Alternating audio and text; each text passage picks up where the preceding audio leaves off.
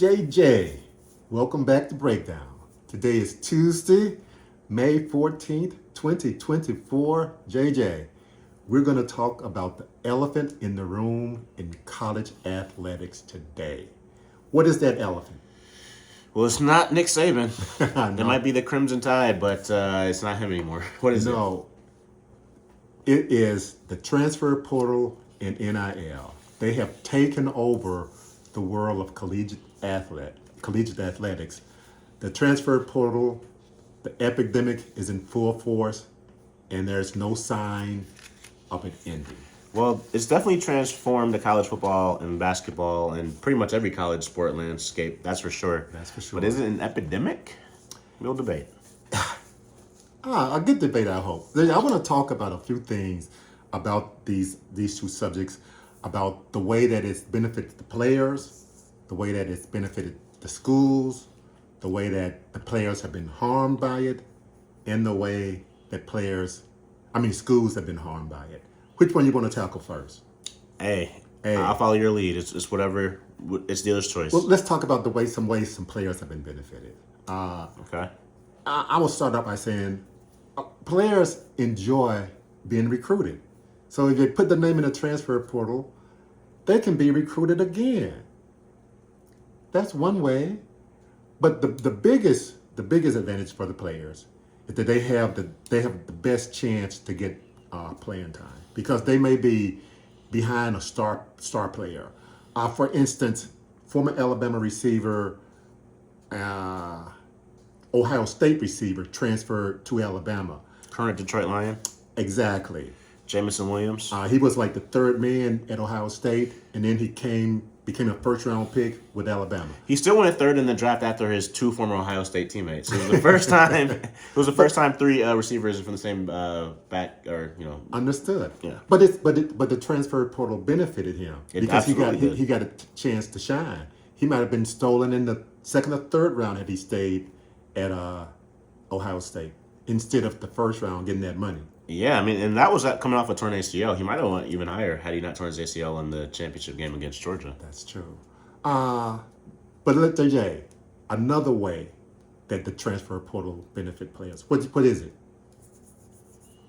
Well, I think there's a little bit of a tie between transfer portal and NIL. Well, I think they're tied together. Yeah. That's me. I think transfer portal and NIL benefit because it gives players a chance to make money. And I'm talking about big money in some cases. Give me some examples, JJ. Well, there's a guy that Indiana just got from Arizona, a transfer center, that will be making $1.2 million. Basketball player. Yeah, basketball player, and which is more than it's $80,000 more than Trace Jackson Davis is making as an NBA player currently. He started for the Golden State Warriors this year. He was their starting center, and it's funny, like now Indiana is paying someone more than what an NBA player is making. So I think that's a pretty clear example of how the landscape has changed. Well, JJ, there's a ton of examples out there. Let's talk about a quarterback at Tennessee. He wears the number 8. Why do you think he wears the number 8? I don't know, but when I think of that specific quarterback, I think you're talking about Nico Iamaleava. If I could pronounce his last name, I would have. But yeah, I know his first name is Nico. Yes. Well, when I think of him and the number 8, I think about the $8 million that he reportedly got in NIL. $8 million. Yeah. Say that again. $8 million in the United States tender. $8 million. Yeah. As AI would say, Allen Iverson would say, we talking about college. Although he would say practice. We talking about college, JJ. We are not talking about the NFL. Yeah. We're talking about college. And what was that number again? It was $8 million. $8 million. As Don King would say, only in America. I mean, look at one of the quarterbacks that was starting in the Super Bowl this past year, Brock Purdy, Mr. Irrelevant. He, I don't think, is making anywhere near $8 million. I mean, divide that by 4. I don't think he's making $2 million. I think he's making less than $1 million. Wow. But, I mean, he was obviously the last pick in the draft. He's a unique situation. But, yeah, I just think, in some cases, college athletes can surpass their NFL and NBA counterparts because of the iron being so hot right now. Is this sustainable though? I'm going to ask you that same question. Is it? And you know what? Before you answer that question, there's so much going on right now that the answer to that question, I'll give you that. The answer is yes, but it's going to be a different source because right now there's a lawsuit against the NCAA where players are going to get share revenue. Yeah. And eventually, and one day we're going to have to do a podcast on that or talk on that. Eventually, they are going to be able to make that kind of money routinely, and it will be sustainable from that revenue. But let me ask you a question, JJ. Trying to think, who was it? Hugh Freeze. He was saying players should sign contracts similar to what coaches sign. What's your take on that? I don't have any take on that whatsoever. Okay. Well, what's your take on it? Well, I don't think it's a bad idea because right now, and we're going to talk about it in a little while, the harm that happened to the schools.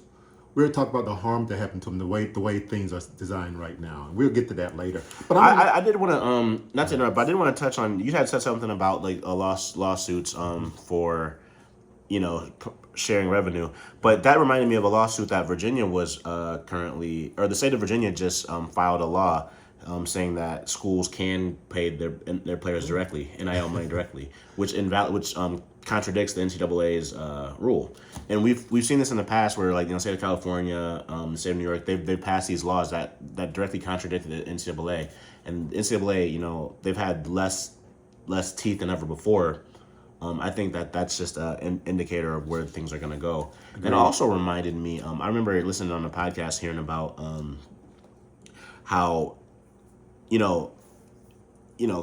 schools might be paying for players indirectly, or schools might be already paying NIL just indirectly. I agree. Where I've heard athletic directors will have wink deals with coaches where they'll be like, hey, why don't you take care of some of this?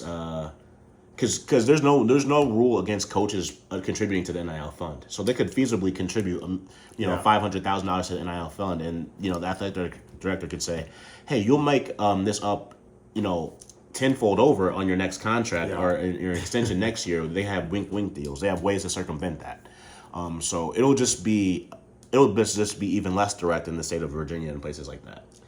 JJ, can we take the time to talk about one athlete in particular? We talked about Nico at Tennessee, the quarterback wearing number 8, getting all that money. Can we talk about a basketball player from Utah State who is going to Washington?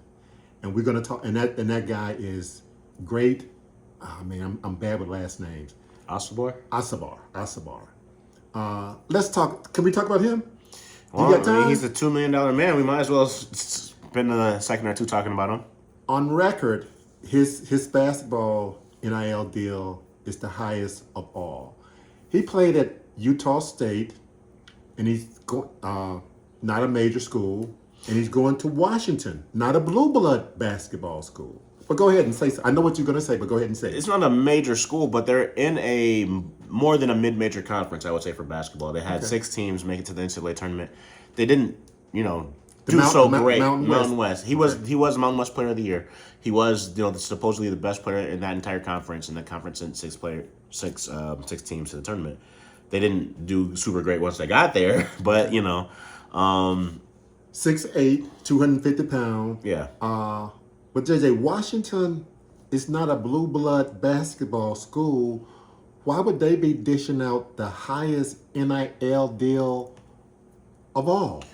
Well, they might not be a blue blood school, but they are joining the highest revenue conference in the country this year. That's true. The next game that they play in football, basketball, whatever, I think that their baseball, they're still technically in the Pac-12, but once this baseball season wraps up, the next game, that they're going to play for most of their major sports is going to be in the Big Ten. Yeah. And you need... They got money. They do have money. They can't afford it is one of the reasons. But you're going to need to, build your arsenal up because, the Big Ten has a lot of schools that can afford it and have been affording it. I mean, John L. Davis, would have... he's a guy that got $1.2 million to go to Arkansas. He was going to get that money. Florida. He left Florida Atlantic. he was going to get that money to go to Michigan. Michigan has some rules about how much credits they allow. I mean, they need to, to graduate, you need to have a majority of your credits come from Michigan. So that's why I don't accept a lot of juniors and seniors and those type of transfers. But they have a lot of SEC,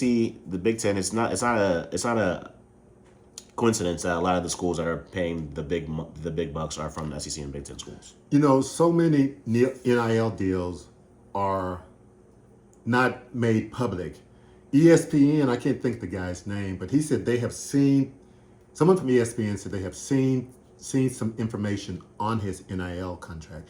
And the reason, this is my take, why would they make this particular NIL deal known? And I'm thinking 3 people are going to benefit. The negotiators who negotiated the contract or the NIL deal for Great, and I like that name, Great. They let it be known that they're negotiating these huge packages, and so they're going to get more clients in the future. And then Washington, not being a blue blood basketball school, get an opportunity to show to the world, hey, we ain't afraid to give out money. Yeah, they just made the championship game in football, but that doesn't mean that they're not going to invest in basketball too. And obviously, we know what the value is for Great getting that kind of money. Yeah, I mean, so that almost makes you wonder if there is incentive to potentially overinflate the value. Like, was it actually $2 million? I mean, if all parties benefit, that's true. Why not? Why is it possible it was $1.5 million and say like, hey, why don't we just round up? It'll make all of us look good. It does. But I have 2 questions I want to ask you related to this. Number one, overpaid? Did Washington overpay, or did they get a great discount? That's one question.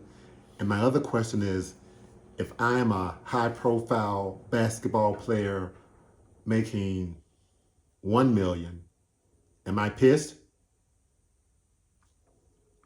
I mean, if you think you're better than Great Boy, I mean, everything is about timing. There was a point in time when Mike Conley had made an all-star team, and he was the highest-paid player in the history of the NBA.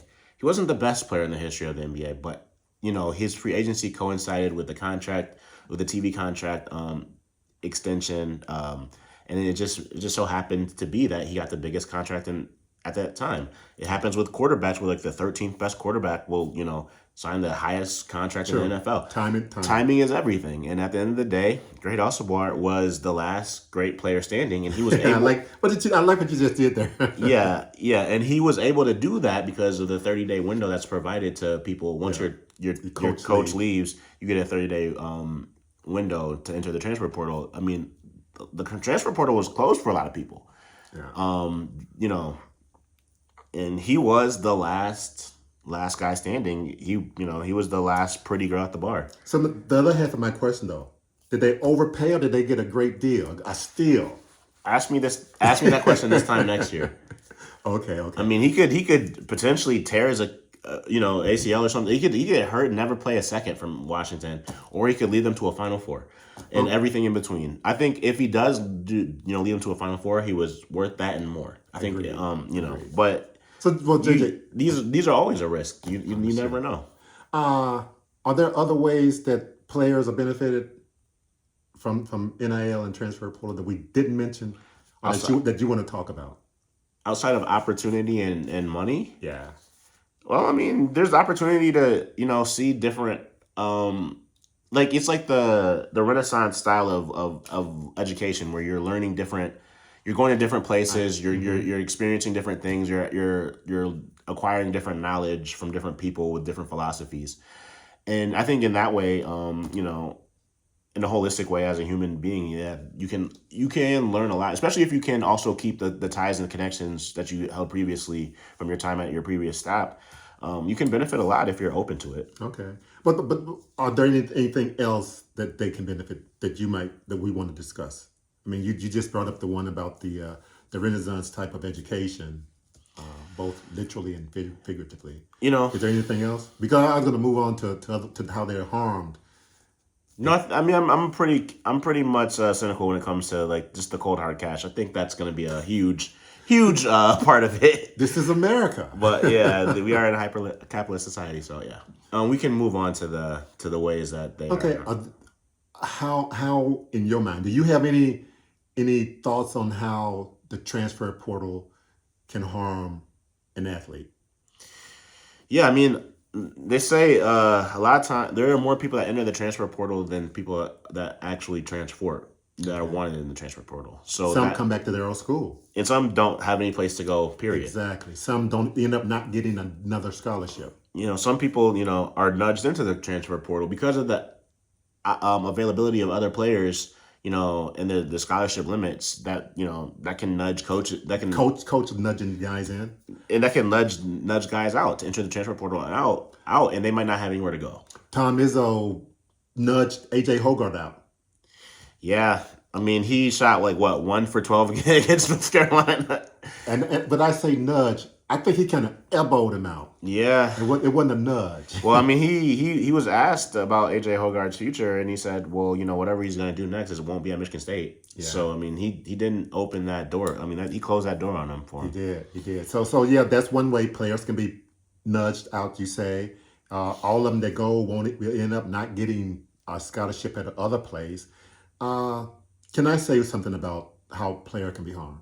How else can they be harmed? Well, I'm gonna say the grass ain't always greener on the other side of the fence.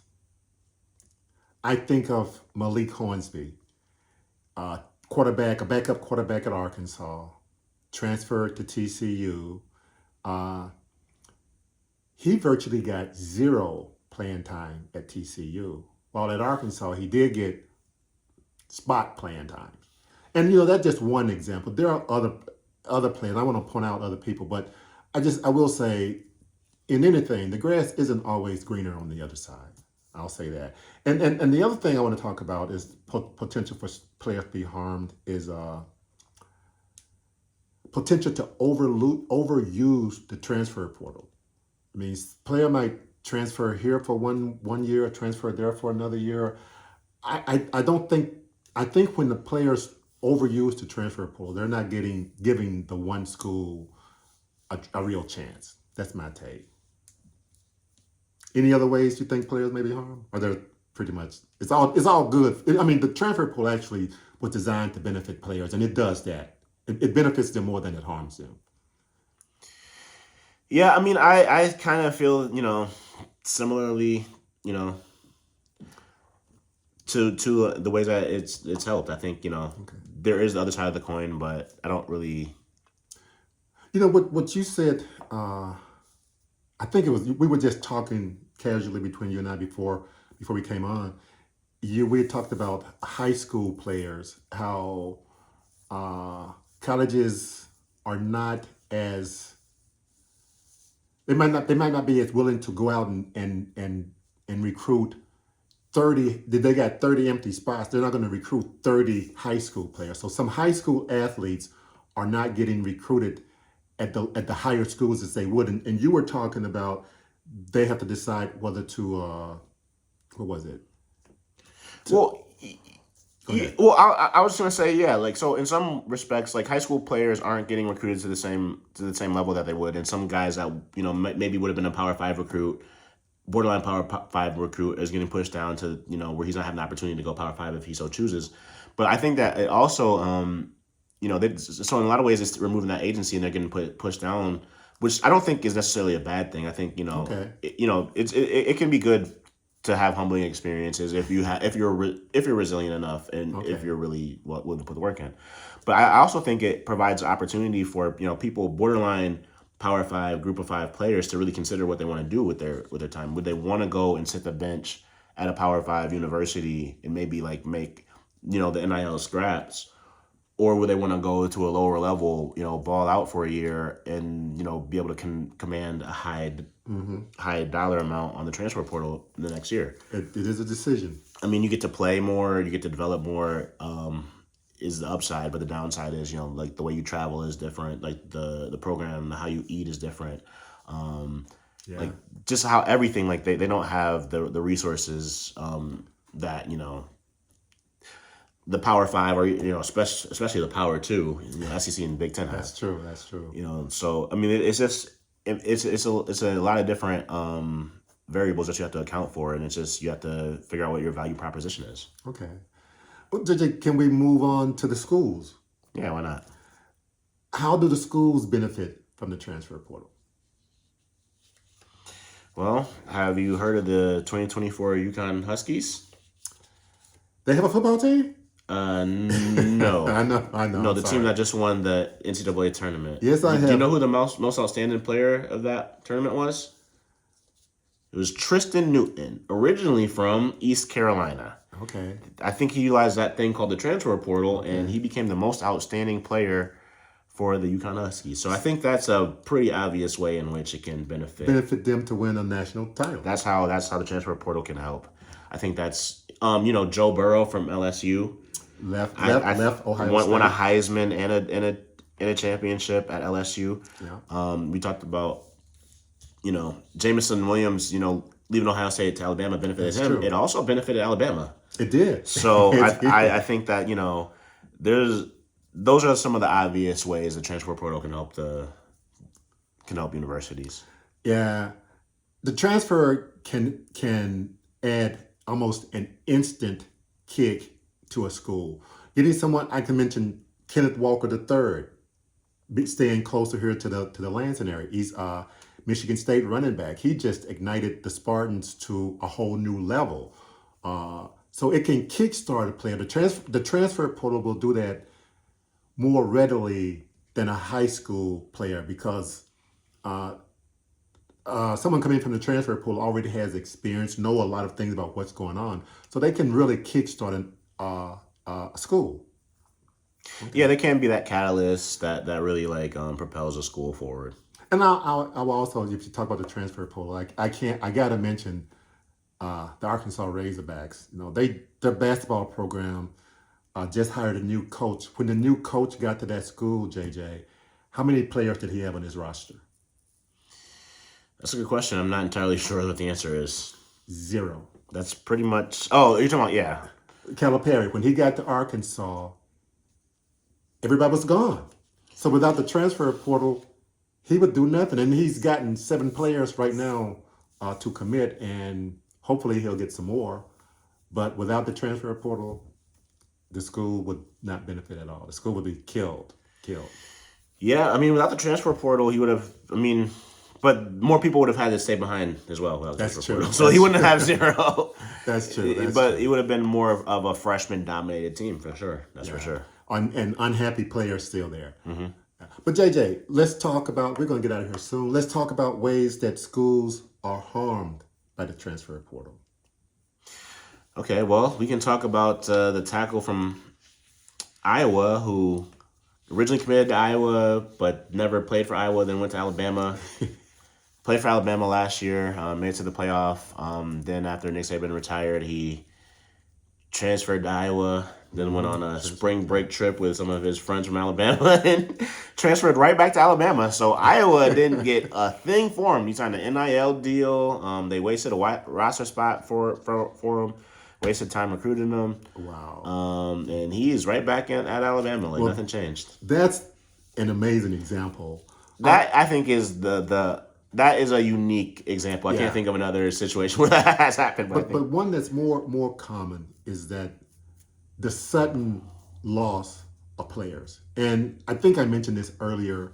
Michigan State, I want to repeat, after spring practice, they lost 17 scholarships players. That's 20% of their scholarship player. 2 starting defensive tackle. How do you replace such losses in a matter of a few months and have them ready to perform at a super high level? How do you do that? Well, you go raid a lower level school that also had a coach change that has availability for transfers, and you really commit to your development program. You pray for you don't get injured, but that's going to be the reality. I mean, the fact of the matter is, Jonathan Smith brought a lot of his players into East Lansing originally. That before the spring practice, but once you're in the quarterback room and you hear Aiden Childs coming in, or you hear about the offensive linemen that are coming in. You're in the offensive lineman room. You might be more receptive to listen to what other people from Texas A&M want to say, or from you you might text back to the Missouri coach more frequently because you don't know what your status is going to be. And, spring is, the time of reckoning. If you're not the starter, you had the plans of being the starter.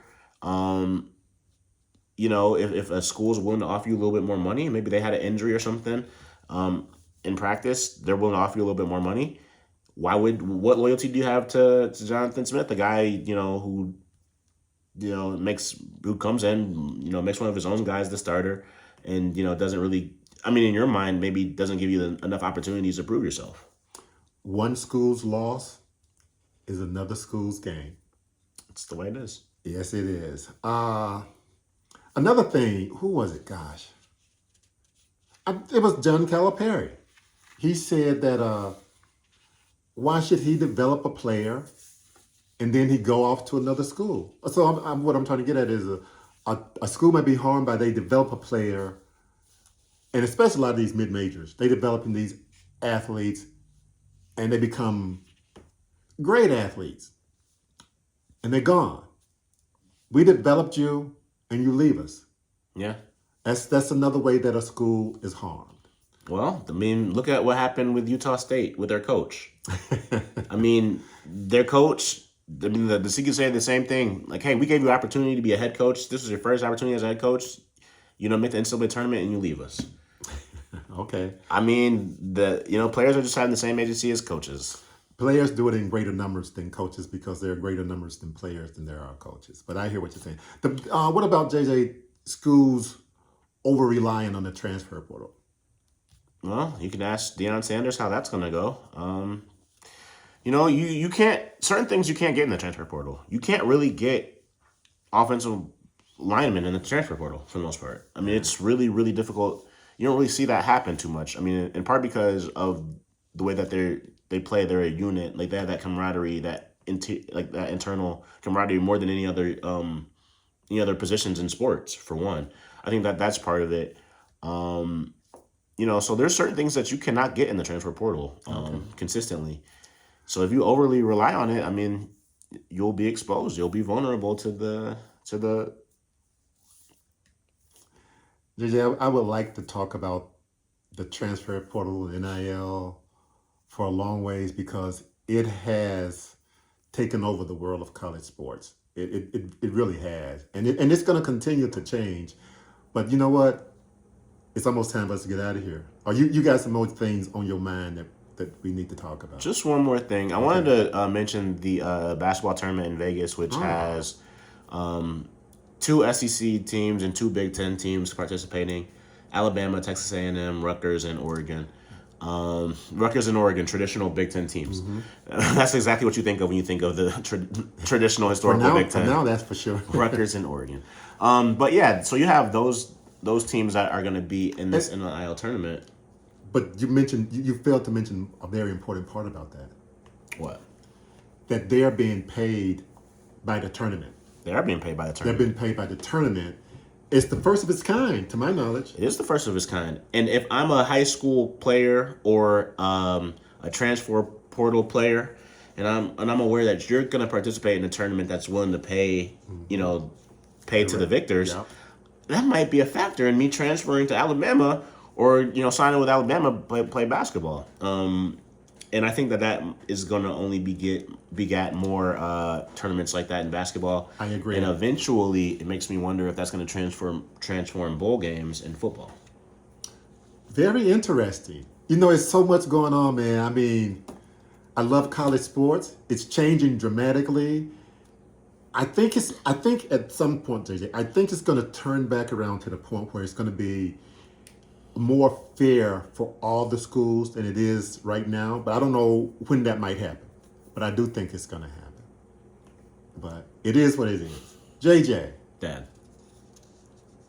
What else we got to talk about? I got to talk about the NBA because my Pistons, after having the worst record the past 2 years in a row, again get the 5th pick. It's a conspiracy gate, JJ. The basketball gods have said going in, Detroit, your pick is number 5. They sacrificed the Pistons to uplift the Lions. I guess that's what they did. That's what they did for the city. Hey, all right. JJ, you ready? Anything else? Nah, nothing else from me. Let's get out of here. W. P.S. Woo Pigs Suey. Can I get a bump on that? Who that? All right. Next time. Out of here.